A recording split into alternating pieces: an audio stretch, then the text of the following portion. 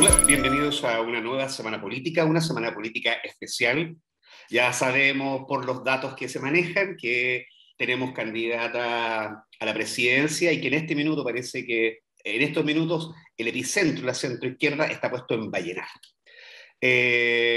Así que bueno, y para conversar sobre los alcances de esta jornada especial, para algunas partes extraña también de la primaria de la centroizquierda, me encuentro con dos importantes analistas políticos. Saludo a Marta Lagos, bienvenida Marta, analista de la casa ya, ¿cómo Muy estás? buenas noches. Muy buenas noches. Bueno, y también a Claudio Fuentes, otro también de nuestros permanentes colaboradores y en el análisis político. Hola Claudio, bienvenido a la Semana Política. ¿Qué tal? ¿Cómo está Héctor? ¿Qué tal, Marta? ¿Qué tal, Bueno, Claudia? pero yo decía recién en la introducción que el epicentro de la centroizquierda se trasladó por estos momentos a Vallenar, ¿no? Me gustaría abrir los fuegos primero, digamos, contando a la audiencia que según la información que se maneja, no oficial, pero claramente ya está el triunfo de Jasna Proboste de la democracia cristiana como representante de la centroizquierda para las elecciones de noviembre.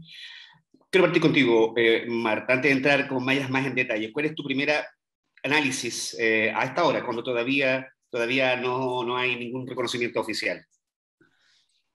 Bueno, mira, Carlos Montes ya lo dijo un poco de que aquí había una ventaja irremontable.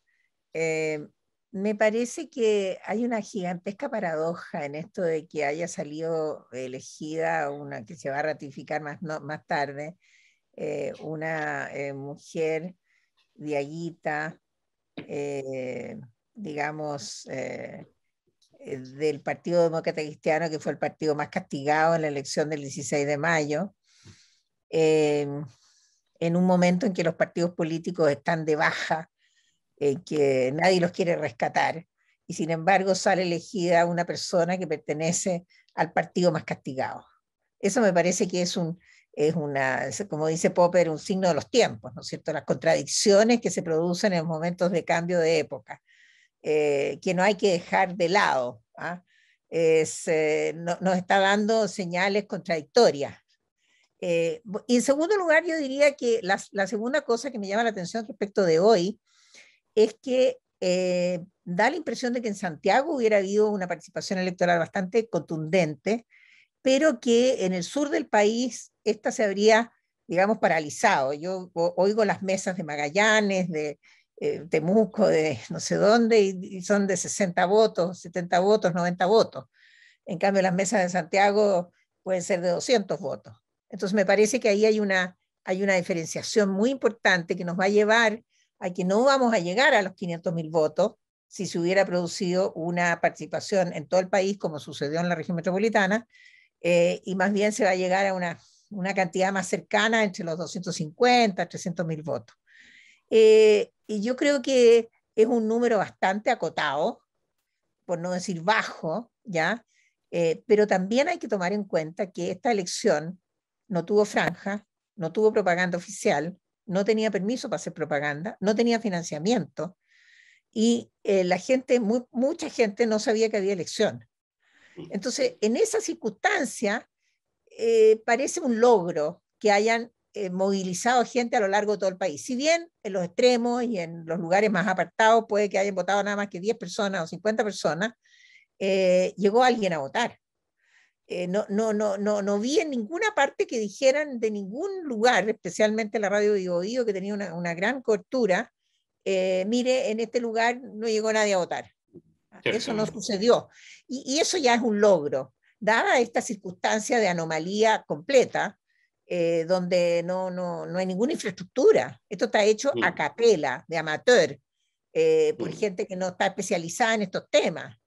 Me parece notable. Desde ese punto de vista me parece notable la capacidad de improvisación que tiene el sistema político para montar una cosa así en un periodo tan corto de tiempo y que no resulte un fracaso. Hasta el momento no tenemos a nadie reclamando que está mal hecho, que se robaron los votos, que no hay transparencia, etcétera. Yo creo que todo bueno, eso hay que recordar también, son Marta, elementos, bueno, digamos, de lo que toda esta anomalía partió también, digamos, del melodrama que se vivió y que nadie entendió mucho con motivo del fracaso de las elecciones, de las primarias legales.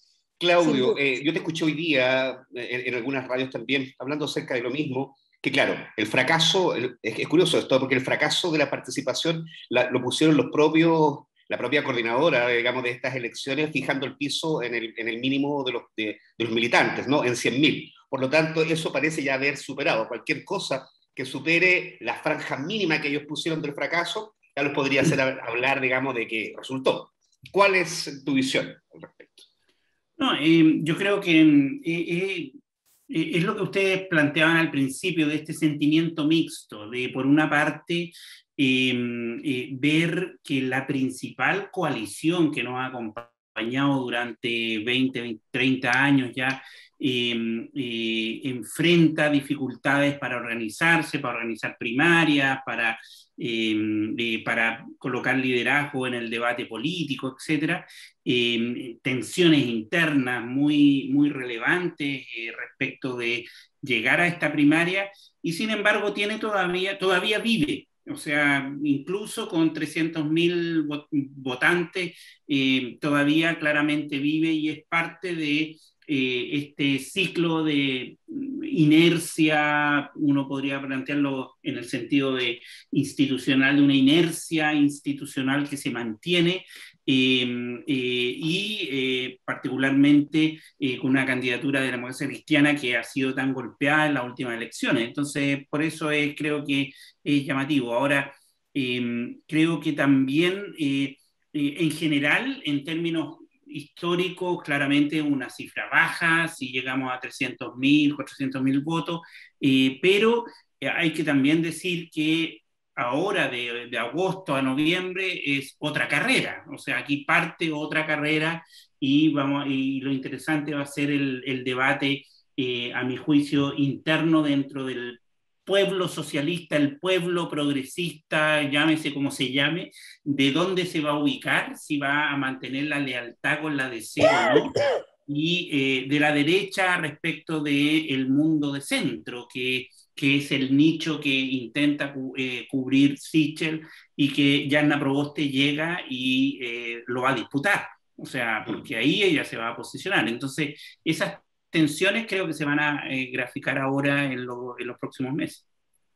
Sí, ciertamente. Bueno, y lo que vamos es precisamente la materia que los quiero invitar a ahora a entrar sobre el tema también interno. Bueno, las elecciones de las parlamentarias, o sea, de estas primarias, al menos, digamos, resultaron, yo creo que ese es el logro. Ahora la duda para mí es también si es que después de estas elecciones logran constituirse realmente una mayoría social, o sea, una mayoría social que le dé, que le permita, digamos, tener el suficientemente ropaje como para iniciar un nuevo gobierno. Frente a eso, quisiera preguntarte, Marta, ¿cómo lo ves tú? Distintos analistas con los cuales hemos conversado nos ponen siempre el punto en lo siguiente, que una de las principales cargas que va a tener Jasna Proboste de ahora en adelante, lo que queda para llegar a noviembre, por cierto, son sus contrincantes, pero también la mochila que ella carga, ¿no? La marca DC. La marca DC hoy día parece ser también un gran obstáculo que ella va a tener que ir cargando, o la liviana o se la echa encima. ¿Qué va a pasar respecto de eso en tanto ya carrera presidencial como la representante de la centroizquierda? ¿Cómo lo ves tú? Mira, yo creo que ella ha sido magistral en desembarazarse de la democracia cristiana. Por algo está en Vallenar y no en Santiago. Es decir, aquí Alameda 1460 no existe, ¿no es cierto?, en esta candidatura. La candidatura se sitúa en Vallenar y ahí se va a quedar. Entonces, me parece ese divorcio, esa separación, ahora se va a transformar en un divorcio claro.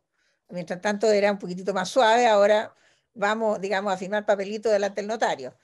Uh -huh. Pero yo creo que el que pierde con esto es Sichel, porque resulta que si hubiera sido Paula Narváez, la elección presidencial habría sido blanco-negro, ¿no es cierto? La derecha diciendo que Boric es Chilezuela y igual al Partido Comunista.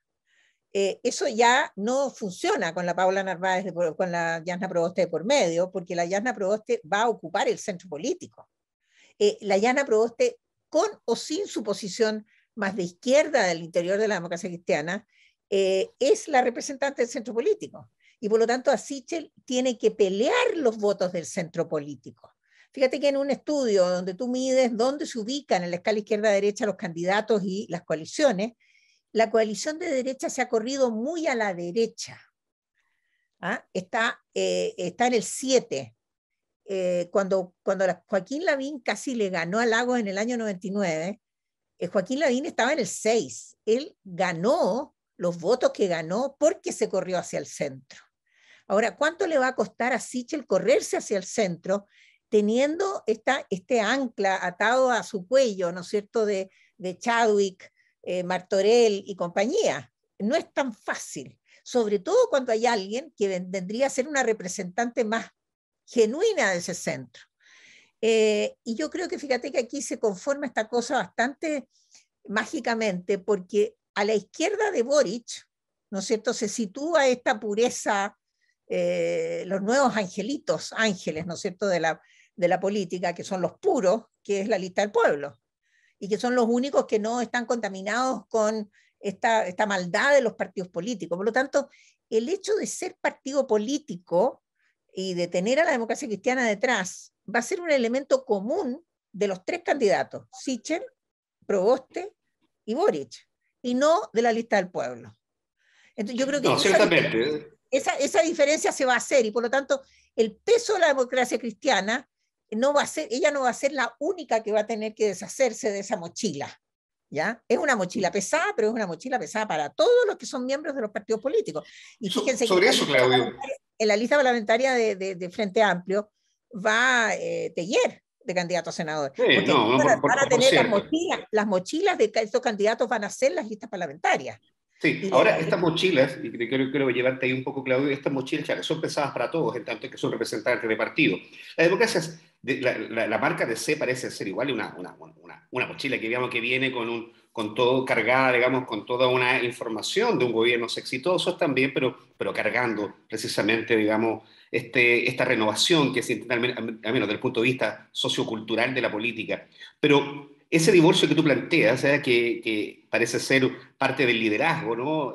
Es como que se va a tender a nacionalizar, ¿no?, la centroizquierda, separándose de la DC. ¿Cómo lo ves tú? ¿Ves eso sencillo, Claudio, que sea? Estoy pensando, por ejemplo, en la democracia cristiana se van a quedar muy contentos más allá de que se cuadren, pero van a quedar muy contentos con esta forma de liderazgo de Yasna, y cómo podría afectar, por ejemplo, las parlamentarias de la democracia cristiana, que su candidata se muestre lo más lejana posible al partido. A ver, yo distinguiría entre el momento de la campaña electoral de lo que es después la formación de gobierno.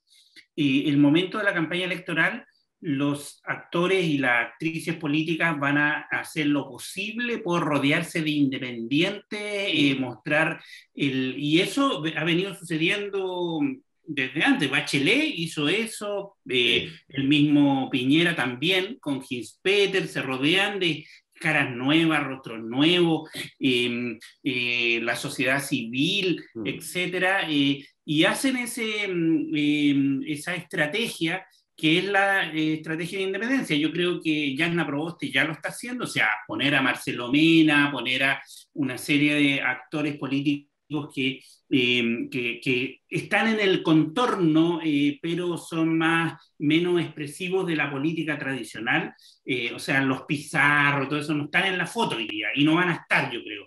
Electoralmente no le conviene. Ahora, donde sí se produce la tensión es en las parlamentarias, porque ahí viene la pregunta de con quién me saco la foto.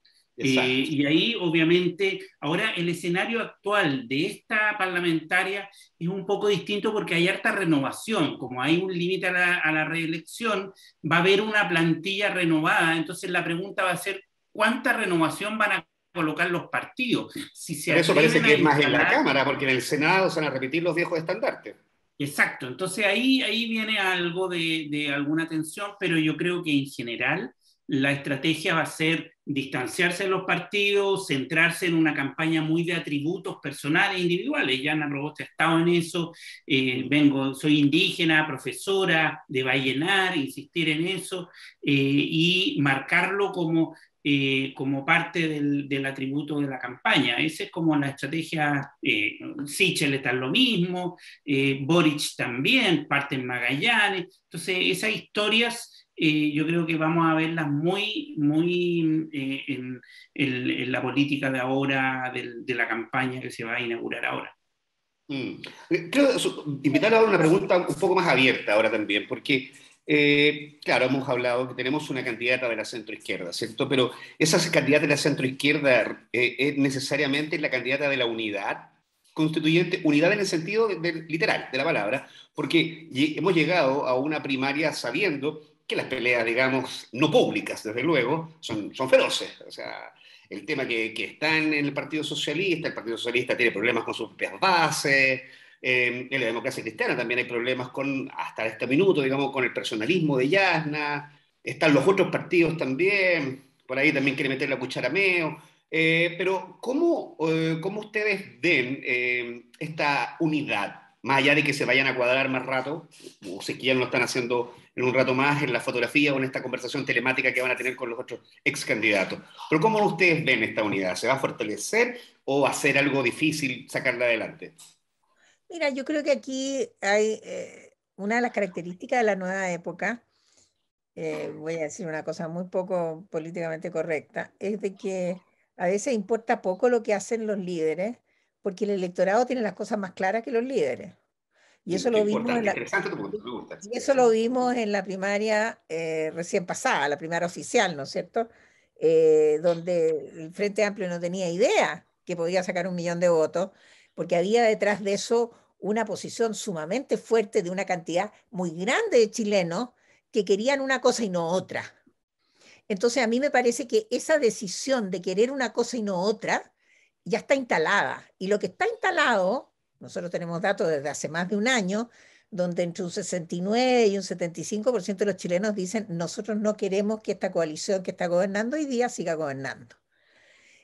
Yo creo que efectivamente eso va a marcar la competencia de la primera vuelta, donde es perfectamente posible que pasen a segunda vuelta Proboste y Boric y la derecha quede fuera.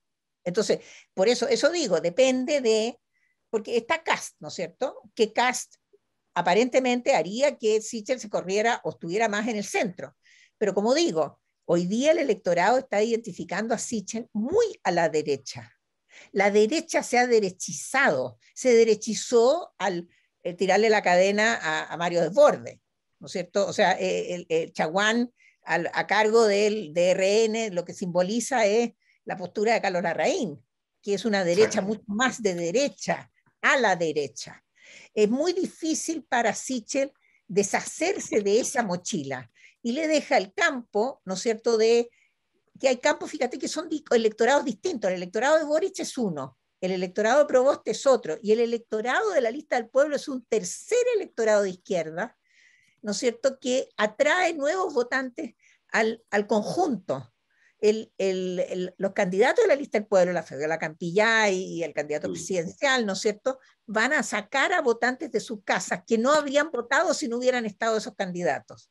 O sea, es muy probable que nos veamos en una situación, junto con esta nueva ley que va a acercar los locales de votación a las personas, ¿no es cierto?, nos veamos con una situación de mucho más participación electoral que lo que hemos visto en elecciones presidenciales anteriores, no solo por el hecho histórico de lo que significa este nuevo presidente que le va a tocar promulgar la nueva constitución, sino que por el hecho de que las circunstancias de competencia política se dan en un pluralismo mayor, pero en un pluralismo donde efectivamente se pueden elegir personas afuera de la caja.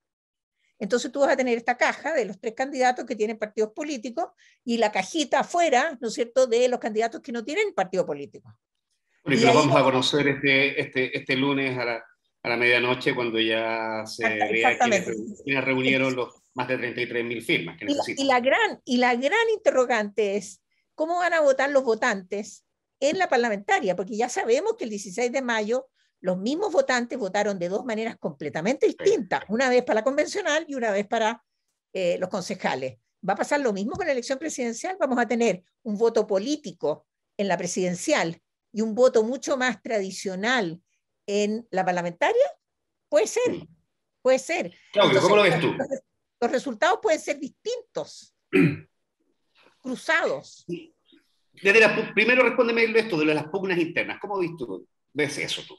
Sí, yo creo que efectivamente hay una, a ver, cuando hablamos de esta tensión de CPS, por ejemplo, que ha estado en los últimos meses, que complicó y conflictuó, aparte del PS que quería irse con el frente y divorciarse de la DC y asumir su proyecto más de izquierda, yo creo que eso tiende a ser de las maquinarias políticas propiamente tal y escapar un poco a los electorados. Sin embargo, dicho eso, hay un mundo que es el mundo ex concertación progresista, que sí yo creo que debe estar hoy día conflictuado respecto entre Boric y Proboste, porque es un mundo progre, que entonces va a depender mucho de las señales de Boric, y Boric entiende eso, y Boric ha estado dando señales de acercarse a ese mundo progresista.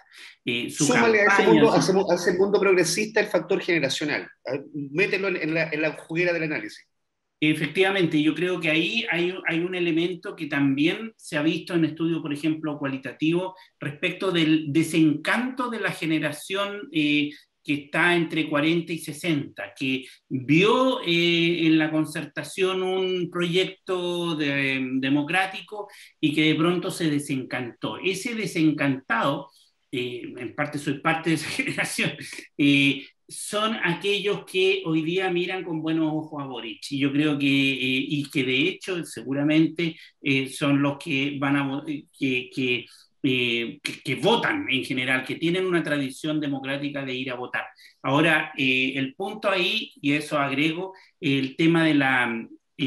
pero eso es un segmento más educado, que ve estas pugnas políticas, que informa, pero hay otro electorado, que el electorado potencial, que yo creo que va a depender mucho. Vamos a seguir con voto voluntario, vamos a seguir con la norma antigua del parlamentario, o sea, del sistema del Congreso, sin listas independientes, sin escaños reservados, o sea, es como el viejo Sí, es como el estructura. viejo orden, ¿eh? Cuando uno lo mira al lado de la Exacto. Convención Constitucional, Entonces, es como lo viejo. ahí se genera cierta incertidumbre y por lo tanto vuelve a centrarse en el debate de la capacidad de sacar gente a votar, que yo creo que va a ser muy relevante para esta elección. Con voto voluntario obviamente va a ser el cuánto llevo a votar, y hasta el momento, por lo menos el Frente y el mundo de izquierda ha demostrado que sí puede sacar gente a votar. Sí, y como para ir La cerrando, derecha ha perdido mucho votante, que sí, eso plantea el escenario que Marta planteaba, que al perder mucho votante se plantea ese escenario de eventualmente una posible no llegar primero o segundo, y porque además surgen otros candidatos. Parisi, por ejemplo, es un candidato que captura votos de derecha también. Entonces, a Sichel se le complica por varios frentes, no solamente por Jana Proboste, sino que también por Cast, por Parisi, entonces se empieza a acorralar esa campaña. sí, como para ir cerrando, también, bueno, les cuento que ya Paula Narváez, mientras estábamos hablando, salió a reconocer el triunfo de Yasna Proboste. Carmen Frey está hablando en este minuto, tengo entendido que Yasna lo hará en un rato más.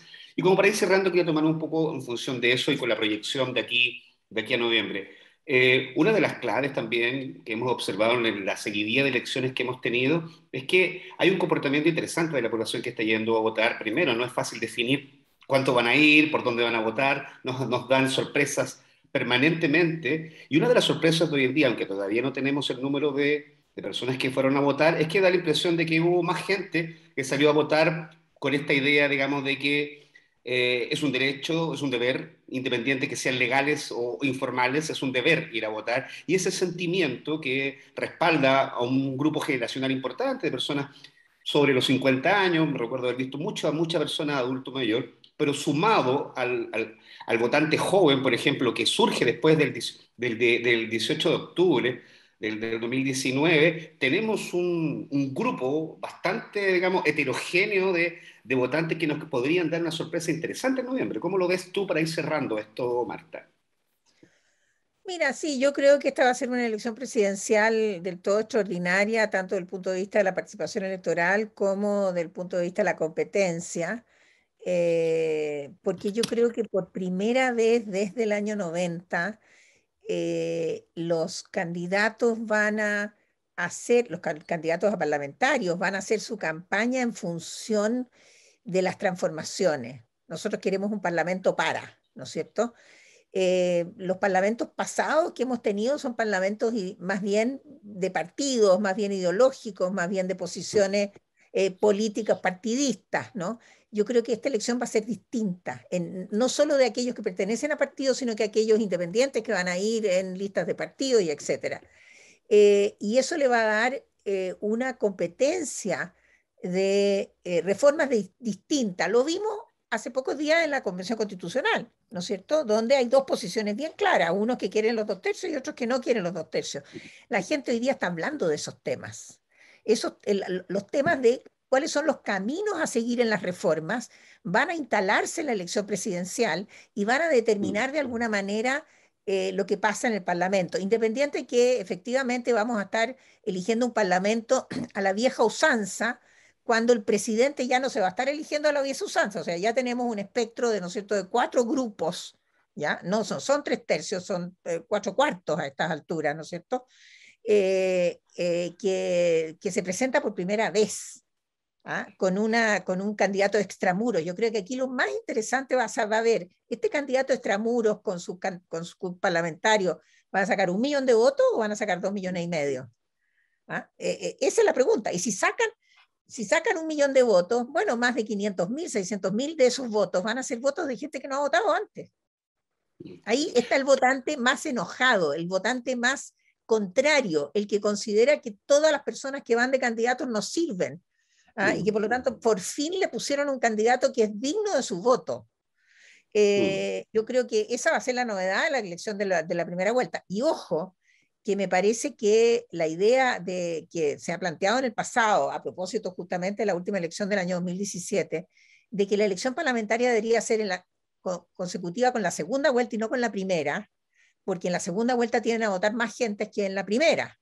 ¿No es cierto? Está la discusión de que si acaso la persona vota distinta y por lo tanto los parlamentos no tienen mayoría, y que para que los parlamentos tengan mayoría hay que votar en la segunda vuelta, que es donde se le da la mayoría al que gana, ¿no es cierto? Que tiene una lógica política eso, y que a lo mejor se discute en la Convención Constitucional, pero yo creo que esta elección va a ser tremendamente competitiva desde el punto de vista de las posiciones que se van a discutir por primera vez en términos del futuro de Chile y no en términos de la política partidista y de políticas públicas, digamos que si yo llevo 16 carabineros y el otro lleva 40 bombas de incendio. Claudio, para ir cerrando, ¿cuáles son las preguntas que deberían intentarse responder de ahora en adelante? Y también dejando la pregunta así sentada, después te pregunto, Marta, pero si ya la papeleta de la segunda vuelta de alguna manera empieza digamos, a tener cierta orientación de un hombre-mujer. Sí, mira, a ver, respecto a tu primera pregunta de la participación, efectivamente yo creo que, a ver, estructuralmente Chile en la última década ya tenemos la mitad de la gente que no está yendo a votar. Y hay un segmento que entra, que es un voto más estratégico, entra y sale. Hay otro que es un duro que ya no va a ser reconquistado por la democracia. Y por lo tanto hay un segmento importante de ser, comillas, reconquistado, pero que no creo que llegue al 100%, va a llegar a un 10, 20% seguramente, y por lo tanto eventualmente podríamos ver a un aumento de participación en la medida en que cambia la oferta. Pero yo no soy tan optimista de que hay una nueva ola de participación y que la democracia va a retomar un ciclo que además ha sido muy breve en la historia de Chile, de alta participación electoral. O sea, hemos tenido, son ventanitas de oportunidad que hemos tenido con más del 70-80%. Son muy pocos años los que hemos tenido así en la mirada de los 200 años de la República, dado que el concepto está tan de moda. Y en ese sentido yo creo que no veo muchos cambios para la elección de noviembre, o sea, más allá de un 50, 55, quizás 60%, así siendo optimista, pero estructuralmente ya, o sea, el plebiscito, que era el momento donde seguramente podía haber participado más gente, participó el 51%. Entonces, pero irrumpió un grupo importante de jóvenes que no estaba votando. Exacto, pero ahí internamente ese 50% se va retroalimentando, sí, va cambiando, los más viejos no están votando y algunos jóvenes entran. Entonces, esa lógica se está empezando a dar y por lo tanto... Y desde el punto de vista de la competencia, ¿cómo ves a los candidatos? ¿Qué tan competitivo va a ser esto? Ya, entonces vuelve a eso. Yo hoy día... no me atrevería hoy día a decir quién va a estar en la papeleta en la segunda vuelta. Yo creo que estamos en escenarios muy fluidos que todavía no permiten anticipar y menos 4 meses antes. Yo por lo menos soy cauto respecto de la posibilidad de anticipar quién podría entrar. Sí. Obviamente hoy hasta ayer las posibilidades mayores eran de Sichel y de Boric. Sin embargo, yo comparto con Marta el escenario de que para Sichel no es fácil el tener una disputa. Yo creo que hoy día fue una mala noticia para Sichel y una buena noticia para Boric el resultado de Yanna Proboste en la papeleta. Yo quería solamente agregar que cuando yo digo que va a participar más gente, me parecería un éxito gigantesco con voto voluntario llegar a cualquier cifra entre el 55 y el 60% de participación. En ningún momento estoy pensando en 70 o 80, ¿no es cierto? Pero ya el aumentar 4 o 5 puntos, ¿no es cierto? Que podría ser un millón de votantes más, es decir, llegar a los 8 millones de votantes, eso... estaría diciendo, ¿no es cierto?, que el problema que tenemos es un problema de representación y de pluralidad. Yo creo que el problema que tenemos es ese.